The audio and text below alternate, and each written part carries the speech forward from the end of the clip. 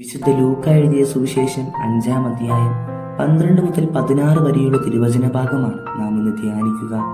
വലിയ നോമ്പിലെ 2-ാം ഞായറാഴ്ചയായ ഇന്ന് തിരുസഭ നമ്മെ ഓർമ്മപ്പെടുത്തുന്നത് ഈശോ കുഷ്ഠരോഗിയെ സുഖപ്പെടുത്തുന്ന അത്ഭുതമാണ്. ഒരു കുഷ്ഠരോഗി വന്ന് അവനെ കണ്ട് സാഷ്ടാംഗം വീണ് പ്രാർത്ഥിച്ചു, കർത്താവെ, അങ്ങേക്ക് മനസ്സുണ്ടെങ്കിൽ എന്നെ ശുദ്ധനാക്കാൻ കഴിയും.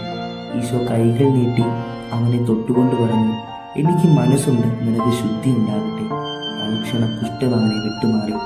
സമൂഹത്തിൽ നിന്ന് അകറ്റപ്പെട്ട് മറ്റുള്ളവരുടെ വാക്കുകളാൽ ഹൃദയത്തിൽ മുറിവേറ്റ് അറപ്പോടെ സമൂഹം നോക്കിക്കണ്ട കുഷ്ഠരോഗിയെ ഈശോ കൈകൾ നീട്ടി തൊട്ടു. ഈ വചനഭാഗത്ത് നമ്മൾ കണ്ട കുഷ്ഠരോഗിയെ പോലെ നമ്മുടെ വാക്കുകളാൽ പ്രവൃത്തികളാൽ ഹൃദയത്തിൽ മുറിവേറ്റപ്പെട്ടവരെ ഈ നോമ്പുകാലത്ത് നമുക്കും ഈശോ കുഷ്ഠരോഗിയെ ചേർത്ത് പിടിച്ചതുപോലെ ചേർത്ത് പിടിക്കാം. ദൈവസ്നേഹത്തിൽ പരസ്പരം നമുക്ക് ഒന്നായി ജീവിക്കാം. ദൈവം നമ്മെ അനുഗ്രഹിക്കട്ടെ.